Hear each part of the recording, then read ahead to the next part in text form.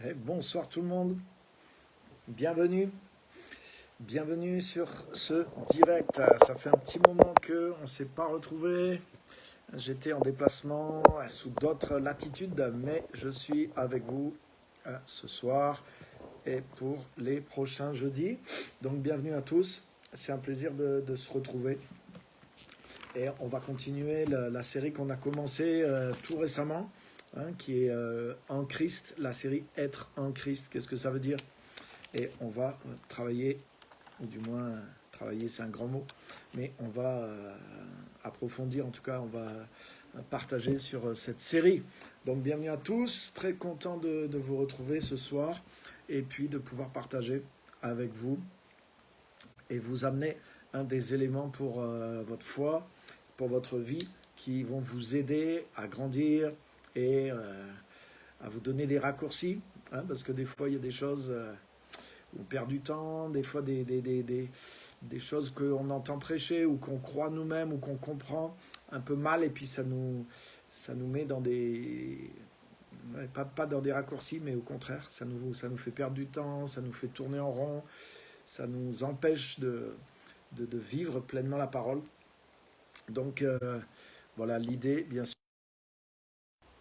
vous fournir des bons éléments pour aider dans votre édification, mais dans votre marche et dans vos résultats.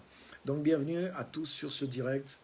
Très content de vous retrouver. N'hésitez pas à le partager directement tout de suite. Comme ça, il y a des gens qui pourront nous rejoindre. Et ça arrive, des fois des personnes n'en pensent pas. Et puis finalement, sont intéressées et puis rejoignent le live directement ou même après. Et donc, ça vous permet de partager la parole avec des gens qui sont vos amis sur votre Facebook ou des contacts simplement qui sont sur votre page aussi Facebook. Donc, bienvenue à tous ceux qui nous rejoignent. Geneviève, Dalila, Christiane, Pasteur Simone. Super, bienvenue tout le monde. Bienvenue à tout le monde sur ce direct. Ok, super. Super. Donc, on va continuer cette série qui s'appelle En Christ. Et c'est quelque chose de tellement important. Et le plus, vous allez voir ça clairement, mais ça va vous donner un immense raccourci dans la vie chrétienne. Et bien sûr, dans l'expérience de la vie de Christ de tous les jours. Donc on va lire quelques passages, je vais m'appuyer sur quelques passages connus ce soir. Et le premier qu'on va lire, il est dans 2 Corinthiens, chapitre 5, verset 17. Donc c'est un passage que je pense la plupart vous connaissez très bien. 2 Corinthiens 5, 17. On va lire d'autres textes, mais on va partir avec celui-là.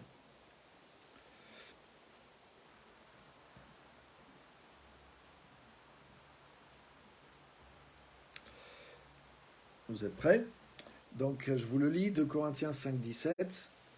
Il est dit, si quelqu'un est en Christ, il est une création nouvelle, les choses anciennes sont passées, et voici, toutes choses sont devenues nouvelles. Si quelqu'un est en Christ, il est une nouvelle création. Donc qu'est-ce que ça veut dire être en Christ? Et l'expression revient très très souvent dans le Nouveau Testament, et on voit que c'était quelque chose de très clair pour Paul, et puis pour les chrétiens de la première église, parce que c'était le langage qu'ils avaient entre eux, c'était pas un message codé, mais c'était quelque chose de clair pour eux, être en Jésus-Christ. Qu'est-ce que ça veut dire? Je voudrais vous dire simplement, être en Jésus-Christ, comme il le dit, si quelqu'un est en Christ, il est une nouvelle création. Qu'est-ce que ça veut dire? Ça veut dire lorsque tu as eu cette rencontre avec Jésus, cette conversion, cette nouvelle naissance, donc c'est très différent d'avoir simplement embrassé la religion chrétienne, ou d'avoir aimé le christianisme, ou de suivre le christianisme, ou même comme on pourrait dire, professer le christianisme. Je suis chrétien, je me reconnais comme un chrétien, j'ai une éducation chrétienne, même une éducation chrétienne évangélique. Mes parents sont de vrais chrétiens. C'est bien d'avoir l'éducation, de croire aux valeurs chrétiennes, même de croire dans la croyance chrétienne. Mais là, le verset qu'on vient de lire, c'est une autre ligne de démarcation. Il ne dit pas si quelqu'un a la croyance, si quelqu'un a la culture. Il dit que si quelqu'un est en Christ, il est une nouvelle création. Les choses anciennes sont passées, toutes choses sont devenues nouvelles. Donc il parle d'un point d'expérience qui crée une rupture avec ce que nous étions avant et ce que nous sommes à présent. Donc, ça veut dire que quand tu as eu cette rencontre vraiment avec l'Évangile, avec Christ, cette révélation, et que tu rentres dans cette vie nouvelle qui est en Jésus-Christ, la Bible appelle la nouvelle naissance, la régénération. Hein, il y a eu cette prise de conscience de changement, d'un changement nécessaire, de trouver Dieu, de le connaître. Et il y a eu cette révélation de Dieu qui est venu, où ça peut commencer directement par la révélation qui tombe sur toi et qui entraîne un changement, hein, bien sûr, forcément, mais en tout cas, il y a un avant, un après, et il y a une expérience de Jésus-Christ, une expérience de Dieu qui fait que tu deviens une nouvelle création. Donc, cette expérience-là, c'est l'expérience du top départ. À partir de cette expérience-là, tu es en Christ. Comme avant, tu étais simplement dans toi-même, tu étais un être humain normal, on va dire. Tu étais dans la Bible dit nous étions morts spirituellement, dans nos péchés, dans nos fautes. Nous étions sous l'influence des ténèbres, nous étions dans les ténèbres, nous étions morts. Nous étions aussi, j'en ai parlé déjà dans cette série, nous étions en Adam. Hein. Quand Paul parle d'être en Christ, il fait l'opposition entre être en Adam et être en Jésus-Christ. Qu'est-ce que ça veut dire? Ça veut dire Adam et Ève, hein, les premiers parents humains de l'humanité entière, ont péché, sont devenus pécheurs, et ils ont engendré, hein, comme c'est écrit dans Genèse 5, hein, Adam engendra des descendants à son image. Hein. Dieu avait engendré Adam à son image, c'est-à-dire saint, comme lui, divin. Mais Adam est devenu pécheur, il est rentré dans le péché est entré en lui, et Adam ensuite a reproduit malheureusement il est devenu le prototype, hein, d'une nouvelle humanité, mais l'image avait changé, l'image de Dieu qu'il avait, qui était pure au départ, a été corrompue, le péché est rentré dans ses gènes, et Adam et Ève ont engendré une descendance de pécheurs de laquelle nous faisons partie. Nous ne sommes pas pécheurs parce que nous avons péché. Nous sommes pécheurs parce que nous sommes nés pécheurs. Nous étions du moins pécheurs, nous qui sommes en Christ, et c'est justement pour ça qu'il y a besoin d'une nouvelle création. Excusez-moi, je vais parler trop vite, je reviens, mais en tout cas, Adam et Ève ont engendré une descendance à leur image, Genèse 5, et cette image, malheureusement, c'est plus l'image parfaite de Dieu qu'ils avaient reçue, mais c'est une image dans laquelle la nature du péché est rentrée et qui est une corruption, c'est-à-dire une déformation, un abaissement de la nature de Dieu. Hein, Adam est devenu un être humain dégénéré par rapport à la manière dont il avait été créé.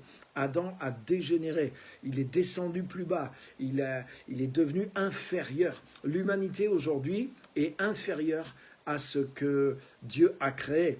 Hein, si on parle d'une évolution, mais il y a une évolution peut-être de la technologie, la morphologie de l'homme peut changer avec la nourriture, le temps, mais l'être intérieur n'a pas évolué. Hein, il est plus éduqué peut-être pour certains, il y a des cultures qui changent, mais tu as vu, le péché est toujours là, la méchanceté est toujours là, l'égoïsme est toujours là, le meurtre est toujours là, l'éducation n'a pas transformé l'être humain.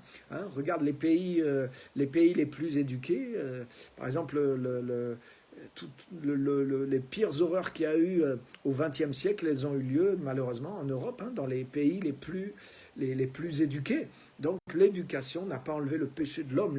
L'évolution, la connaissance, toutes ces choses-là n'ont pas retiré la méchanceté, le mal de la nature de l'homme. Voilà, donc tout ça pour dire que en Adam, il y a tout cet héritage-là du péché, d'une corruption, d'une méchanceté, de quelque chose qui n'est pas l'image de Dieu, qui est le contraire et qui est rentré dans l'humanité. Et c'est pour ça que nous devons naître de nouveau, c'est pour ça que nous devenons de nouvelles créations en Jésus-Christ. Et là, nous rentrons en Christ, c'est-à-dire nous sortons de Adam, nous ne sommes plus générés à l'image d'Adam, mais nous sommes nés de nouveau à l'image de Dieu en Jésus-Christ. C'est pour ça si quelqu'un est en Christ, mais il a quitté l'héritage d'Adam, tu es sorti on peut le dire, de cette malédiction, hein, de cette malédiction de l'héritage d'Adam, hein, c'est-à-dire cette humanité déchue. Eh bien, tu quittes ça. C'est pour ça qu'il y a un besoin de nouvelle naissance. Hein, par la religion, tu peux ajouter des pratiques à ta nature, mais tu ne peux pas changer ta nature. Pour changer ta nature, il faudrait renaître. Hein, pour que tu puisses être différent vraiment, il faudrait renaître. Et pas renaître en Adam. Tu vois, quand tu viens à Jésus, Dieu ne donne pas à ta nature adamique une seconde chance. Et des fois, des chrétiens, ils croient ça. Wow, j'étais voleur, j'étais méchant. Maintenant, Dieu m'a pardonné. Dieu me redonne une deuxième chance. C'est comme si Dieu me donnait, allez, je te redonne une deuxième chance, mais avec le même bonhomme qui joue la course. C'est pas du tout ça. La merveille de l'évangile, c'est pas seulement que Dieu te redonne une deuxième chance. Dieu te redonne une autre nature pour vivre une vie complètement différente. Alléluia! Donc c'est quelque chose de grand et de puissant. Si quelqu'un est en Jésus-Christ, il est une nouvelle création. Donc, tu es en Christ, ça veut dire que tu n'es plus en Adam, ça veut dire que tu n'es plus un pécheur dans ta nature, tu as été régénéré, non seulement tu as été pardonné, non seulement tu as été rendu juste, mais tu as été transformé par une nature de justice, tu es devenu juste, tu es devenu saint, tu as l'image de Dieu qui est rétablie à l'intérieur de toi, et maintenant, tu n'es plus séparé de Dieu, mais tu es dans une union avec Dieu, une union continuelle avec Dieu, en tant qu'enfant de Dieu, l'Esprit de Dieu est en toi, et tu es connecté, totalement connecté, tu vis dans le royaume de la lumière, donc tu es en connexion avec Dieu, tu es en communion avec Dieu, c'est ce que la Bible dit, notre communion maintenant, elle est avec Dieu et le Père, avec son Fils Jésus-Christ. Et le Saint-Esprit est venu faire sa demeure en nous. Il est venu, non pas nous visiter, mais il est venu habiter. Le Saint-Esprit est venu avec ses valises, il est venu avec ses meubles, et il a fait un déménagement. Quand tu nais de nouveau, tu n'héberges pas le Saint-Esprit de temps en temps. Tu n'es pas juste visité par le Saint-Esprit. Des fois, c'est ce que tu as l'impression, parce qu'il y a des fois où tu ressens son action plus que d'autres, ou des fois peut-être où il va mettre la musique à fond dans l'appartement. Donc tu vas l'entendre plus fort, mais il est venu habiter. Il est venu avec ses valises, il est venu avec ses meubles. Quand tu deviens une nouvelle création, mais le Saint-Esprit déménage et vient habiter à l'intérieur de toi. Alléluia! Ça, c'est extraordinaire. Hein, c'est pour ça qu'il y a ce verset, par exemple, qui est pour les chrétiens, qui est unique pour les chrétiens, où il est dit, attention à votre comportement, n'attristez pas le Saint-Esprit, par lequel vous avez été scellés. Donc, qu'est-ce que ça veut dire? Ça veut dire que, même en tant que chrétien, si tu as des mauvaises paroles, des mauvaises attitudes, des mauvais comportements, c'est de ça que parle le passage, hein, Éphésiens 4, quand il parle de ne pas attrister le Saint-Esprit. Donc, ça veut dire que le Saint-Esprit, il est tellement en toi que si tu ne te comportes pas vraiment comme un enfant de Dieu, mais tu vas attrister le Saint-Esprit. Mais le Saint-Esprit est là. Le Saint-Esprit est là. Le Saint-Esprit ne vient pas quand tu es parfait, le Saint-Esprit vient parce que tu es en Christ. Et ça, c'est tellement clé. Et être en Christ, mais c'est parce que tu es né de nouveau, c'est parce que tu es passé par la croix, tu es passé par le miracle que Jésus est venu apporter, c'est-à-dire dans la crucifixion, la mort avec Jésus, mais notre vieil homme a été crucifié, notre vieille nature a été mise à mort, a été détruite, est morte. Hein, tout ce qui était d'Adam, justement, a été détruit par la croix, et nous sommes nés une deuxième fois, nous sommes ressuscités avec Christ, nous étions morts, et maintenant nous avons la vie. Nous n'avions pas la vie de Dieu en nous avant, non. Nous avions un souvenir, une marque, une aspiration, mais nous n'avions pas la vie Zoé, la vie de Dieu qui coule continuellement à l'intérieur de nous, donc nous étions morts. Hein, la mort, c'est être séparé de la vie. Quand tu quittes la vie physique, tu es mort. Quand tu quittes la vie spirituelle, la vie Zoé, la vie qui est en Dieu, tu es mort spirituellement, bien que tu sois vivant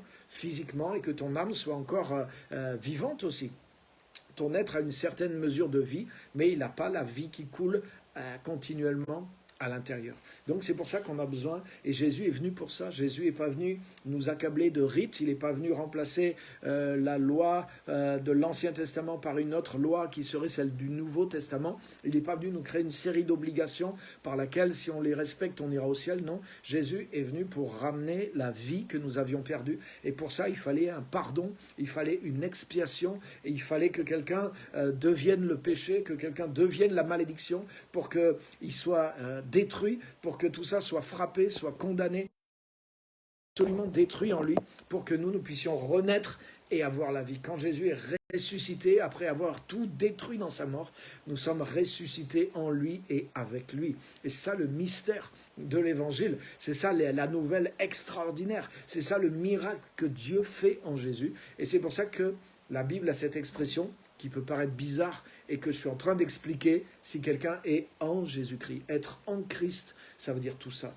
Ça veut dire en croyant en lui, mais tu rentres dans quelque chose qu'il a déjà fait. En lui, nos péchés sont pardonnés. En lui, notre vieille nature a été détruite. En lui, nous sommes ressuscités.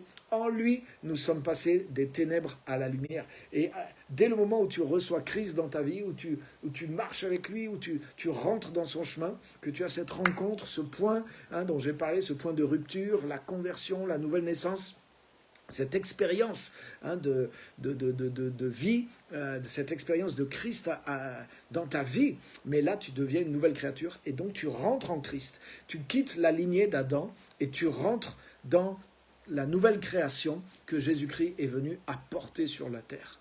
Et c'est ce qui fait que waouh, ton changement est brusque, ton changement est puissant, tu as une vie nouvelle à l'intérieur de toi, etc. etc.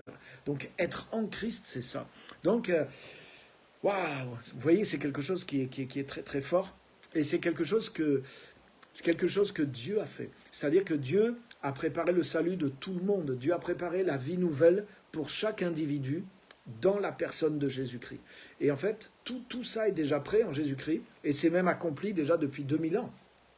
Et c'est pour ça que quand nous annonçons la bonne nouvelle aux gens, et c'est ça la bonne nouvelle, c'est qu'il y a un pardon, il y a une vie entièrement nouvelle, il y a une nouvelle création. Tu vas être libéré de Adam, parce que, comme je disais, tu peux pas. C'est pas parce que tu rajoutes des pratiques, même si tu rajoutes des pratiques chrétiennes par-dessus Adam, mais tu n'es pas délivré. Tu as besoin de naître de nouveau, tu dois devenir une nouvelle création, et pour ça, il faut prendre ce que Christ a accompli et vivre dans ce que Christ a accompli, et c'est un don, c'est quelque chose qu'il a accompli par grâce et qui est donné, et tu dois juste le recevoir en le faisant confiance, et tout est déjà prêt en Jésus-Christ, et tu es invité, et chaque jour tu vas manger de ce que Jésus a fait pour toi, et c'est comme ça que tu rentres en Christ, que tu es en Christ, et que tu vis en Christ, tu continues de vivre en Christ, tu vis de ce que Christ est, et de ce qu'il a accompli pour toi.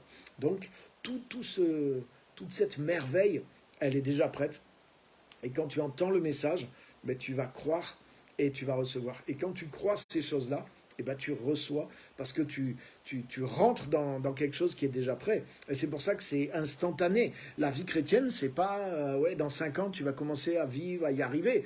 Non, c'est instantané, parce que tout est prêt déjà. Le repas est prêt, la table est mise. Jésus a accompli les choses, et quand tu crois et que tu reçois en Christ, ça tombe sur toi. Tu rentres dans quelque chose qui est déjà préparé d'avance. Et waouh, c'est quelque chose d'extraordinaire. Donc être en Christ, c'est ça. C'est avoir quitté tout l'héritage d'Adam et rentrer dans tout ce qui est maintenant l'héritage de Jésus-Christ. Et là, il nous dit carrément, 2 Corinthiens 5,17, que c'est d'être une nouvelle création. Donc c'est pas quelque chose d'humain. C'est pas quelque chose que l'homme fabrique. C'est pas une spiritualité que, à force de pratique, va t'amener du bien-être. Non, non, non, non. Il est question d'une nouvelle création. C'est pas nous qui nous sommes créés la première fois. Non, on n'y est pour rien. Il y a eu une première création. Et là, c'est une seconde création. Donc, c'est carrément un acte créateur de Dieu lui-même qui est opéré d'une autre manière que la création physique. c'est une création spirituelle qui a été opérée dans la personne de Jésus. Et quand tu comprends ça, que tu entends ce message et que tu le crois, mais tu reçois ces choses et tu rentres là-dedans, donc ça se produit en toi. Ça t'arrive parce que c'est déjà là et c'est déjà prêt. Si quelqu'un est en Christ, il est une nouvelle création. Les choses anciennes sont passées et voici, toutes choses sont devenues nouvelles. Tout le dégât qui est rentré par le péché, par Adam, et que tu as vécu dans ta vie jusque-là, tout ça disparaît en un clin d'œil. Absolument, parce qu'en Christ, tout ça a été frappé, tout ça a été détruit, et il y a une nouvelle vie qui est là pour toi en Jésus-Christ maintenant, pourvu que tu restes sur ce fondement tout simple de l'amour de Dieu pour toi, de la grâce qui t'est donnée par le moyen de la foi, en entendant sans arrêt la bonne nouvelle, le bon message de l'Évangile. Waouh! Donc voilà, être en Christ, c'est tout ça. Et ça, en tout cas, je résume juste ce point-là, c'est l'expérience de la nouvelle naissance, de la nouvelle création qui te place en Christ. Maintenant, un point que je veux bien préciser et qui m'a aidé quand j'ai compris ça et qui va vous aider aussi. Par exemple, au début que j'étais dans le Seigneur, que j'ai commencé la vie avec Jésus, et moi je pensais que être en Christ, c'était quand je ressentais cette expérience.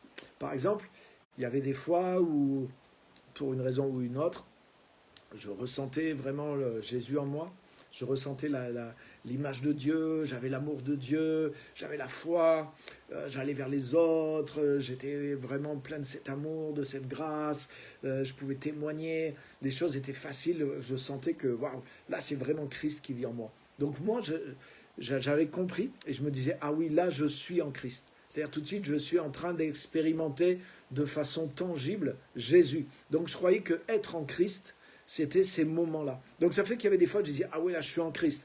Et puis le lendemain, par exemple, je retrouvais plus cette sensation, cette expérience. Des fois même, j'ai l'impression que j'étais dans mes problèmes, que waouh, je ne savais pas trop où j'étais, ou j'étais pas bien, je me sentais pas dans la paix, dans la joie. Et là, je me disais, ah là, je suis pas en Christ. Donc, il faut que j'essaye d'aller en Christ. Vous voyez? Je ne sais pas si vous avez eu ce raisonnement. Mais moi, il y a un moment où j'ai eu ce raisonnement parce que je ne comprenais pas ce que je suis en train de vous expliquer ce soir. Donc, il y avait pour moi, je divisais ma vie de tous les jours ou dans les semaines, dans les mois. Il y avait des moments où je disais, ah oui, là, j'étais en Christ. Ah, ce jour-là, ah, j'étais en Christ, c'était merveilleux, tata. Et il y avait des jours, ah là, j'étais pas en Christ ou j'étais pas assez en Christ. Et en fait, vous voyez, d'après ce que je viens d'expliquer, non, cette manière de penser, c'est faux. Hein? Je ne suis pas en Christ parce que j'ai l'impression ou j'ai la sensation ou je fais l'expérience sensible de Jésus-Christ. Non, je suis en Christ parce que je ne suis plus en Adam. En réalité, aujourd'hui, ce que je sais qui est vrai, par exemple, j'ai découvert Jésus, j'ai eu cette rencontre avec Jésus en 85, donc ça fait maintenant 38 ans. 38 ans, mais voilà, bibliquement, aujourd'hui, la vérité objective, c'est que voilà, ça fait 38 ans que je suis en Christ. Et dans ces 38 ans, il y a autant les jours où je me sentais être en Christ et des jours où je ne me sentais pas être en Christ. Mais je suis en Christ. Comme avant les 19 années que j'ai vécues sans Christ, en dehors de Christ, mais j'étais en Adam, que je le sente ou pas. Ah, il y a eu des jours où je me sentais super bien, je me sentais pas lourd, je me sentais bien dans mon âme, j'ai eu de la joie, j'ai eu des jours merveilleux où je me sentais super bien. Et j'aurais pu dire, waouh, c'est le ciel sur la terre, parce que j'étais joyeux, mais je n'étais pas en Christ pour autant. J'étais en Adam, parce que mais ma nature même, elle n'avait pas été transformée. Je n'avais pas reçu cette œuvre miraculeuse qui est accomplie en Jésus et par laquelle nous naissons de nouveau. Tu vois? Donc, c'est un peu exactement comme si je disais, ouais, il y a des jours où je ne me sens pas vraiment un être humain. Hein, j'ai l'impression d'être plutôt rien du tout, d'être vide, ou d'être comme je sais pas, un papillon qui vit sans cerveau, sans âme, je me sens vide. Je pourrais me sentir bizarre, je pourrais pas me sentir un être humain, mais je suis un être humain. Il y a des jours où je peux me sentir plus humain, plus vivant que d'autres, mais je ne suis pas plus un être humain parce que je le ressens que les jours où je ne le ressens pas. On est d'accord? Mais c'est pareil. Quand tu es une nouvelle création, quand tu es né de nouveau, mais tu es en Christ à partir de là. Donc, il y a des jours où peut-être tu te sens... Ah, tu n'as pas besoin de foi. Tu dis, ah ouais, là, je vis vraiment en Christ, je sens le Saint-Esprit, je prie, les choses arrivent, j'ouvre la parole de Dieu, boum, ça me tombe dessus, ça me parle. Waouh, je ressens l'amour du Père sur moi, j'aime tout le monde, c'est merveilleux. Là, je me sens en Christ. Mais le lendemain ou la semaine d'après, tu ne te sens pas en Christ, mais tu es toujours en Christ. Tu es autant en Christ parce que tu n'es plus en Adam, tu n'es plus dans les ténèbres, tu es né de nouveau. Exactement comme quand je suis né, je suis devenu un être humain. Et que je le sente ou pas, ça ne change rien, je suis un être humain. Et le fait que je sois né une deuxième fois, quand tu es né de nouveau, tu es sorti d'Adam, et tu es né en Jésus-Christ. Tu es devenu une nouvelle création en Jésus-Christ. Donc, c'est pas quelque chose qui est variable. C'est pas quelque chose qui bouge au gré de tes expériences du quotidien. Non, c'est une nouvelle naissance. Et quand tu es né dans le monde, c'est plus... Ça varie plus. Hein, la seule chose qui va faire varier vraiment ça, c'est ta mort. Et même ta mort n'effacera pas le jour de ta naissance, ni ton existence sur la terre. Elle va y mettre un terme, mais ça remet même pas en question ta naissance. Et c'est le seul truc qui va toucher vraiment ta vie. Mais une fois que tu es né, tu es né. Et maintenant, ça y est, c'est foutu. Les jeux sont faits. Et quand tu es né de nouveau, tu es en Jésus-Christ. Donc je voudrais que ça rentre bien à l'intérieur de toi. L'expression en Jésus-Christ, elle te concerne si tu es un vrai chrétien, c'est-à-dire si tu es né de nouveau, si tu as eu cette rencontre, cette expérience avec Jésus-Christ et que tu l'as accepté et que tu as mis ta vie maintenant, tu continues avec le Seigneur, et ben tu es né de nouveau. Donc tu es né de nouveau, c'est plus quelque chose qui est au gré de ce que tu ressens ou de ton expérience, mais c'est quelque chose qui est vraiment solide et qui est accompli. Si quelqu'un, tu n'es plus en Adam, tu n'es plus dans les ténèbres, tu es rentré dans la lumière, tu es en Jésus-Christ. Et ça, pourquoi c'est très très important de comprendre ça? Parce que quand tu vas lire le Nouveau Testament, en particulier quand tu vas lire les lettres de Paul, et même Jésus en a parlé aussi, en avance, parce qu'au moment où Jésus a dit ça, personne pouvait comprendre, puisque l'œuvre de la croix n'avait pas encore eu lieu, la résurrection n'avait pas eu lieu, donc personne n'était encore réellement en Christ. Hein, il y avait des gens qui étaient avec Jésus, physiquement, mais personne n'était en Christ, personne n'était encore réellement né de nouveau, avant l'œuvre de la croix, avant la résurrection, avant le don du Saint-Esprit. Vous comprenez ? Waouh. C'est pour ça que Jésus parlait à ses disciples, il essayait de leur expliquer, mais c'était dur à comprendre pour eux, parce qu'ils ne faisaient pas encore l'expérience. Hein, ils faisaient l'expérience des miracles, ils faisaient l'expérience de la puissance du Saint-Esprit qui était avec eux, mais ils ne comprenaient pas les mystères de la nouvelle naissance, les mystères de la nouvelle création. Et c'est pour ça que Jésus leur dit, mais quand toutes ces choses vont arriver, vous comprendrez. Vous saurez maintenant que vous êtes en moi et que je suis en vous. Hein? Donc il leur a dit tout de suite, vous ne comprenez pas, mais je vais partir, je vais vous envoyer le Saint-Esprit, donc vous allez expérimenter la nouvelle naissance, vous allez me connaître d'une autre manière, vous allez me connaître spirituellement, comme vous m'avez connu physiquement, vous allez me connaître spirituellement. Et il dit, ce jour-là, vous saurez que moi je suis dans mon Père, mais que vous maintenant vous êtes en moi, et que moi je suis en vous. Mais tu vois, quand les disciples étaient avec Jésus, ce n'était pas leur expérience. Les disciples, ils avaient Jésus avec eux, mais ils n'avaient pas Jésus en eux. Et ils ne comprenaient pas que Jésus était dans le Père.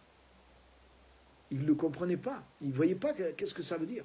Et ils ne pouvaient pas dire non plus, on est en Jésus et Jésus est en nous. Tu vois, ça c'est quelque chose, Jésus leur a dit, vous le comprendrez plus tard. Quand ça va vous arriver, vous comprendrez maintenant, waouh. Et c'est ce que Paul, lui, l'a connu. Paul n'a pas connu Christ selon la chair. Et d'ailleurs, c'est le verset juste avant, 2 Corinthiens 5,16, avant celui qu'on vient de lire. Donc je vous le lis. Il dit, regarde, ainsi dès maintenant, nous ne connaissons personne selon la chair. Même si nous avons connu le Christ selon la chair, c'est-à-dire si on l'a connu comme un homme. Parce que Paul parle, il parle à des gens, il y en avait certains qui avaient côtoyé Jésus, ils l'avaient connu, alors que Paul, lui, ne l'a pas connu physiquement. Et il dit, même si nous avons connu le Christ selon la chair, maintenant, nous ne le connaissons plus de cette manière. Donc, c'est-à-dire, Jésus, depuis qu'il a quitté la terre, on ne le connaît plus physiquement, mais on continue de le connaître. Et on le connaît comment ? on le connaît spirituellement. Pourquoi? Parce que quand tu nais de nouveau, tu es en lui et lui en toi. Et c'est pour ça, il dit, nous ne le connaissons plus de cette manière. Et il poursuit en disant, si quelqu'un est en Christ, il est une nouvelle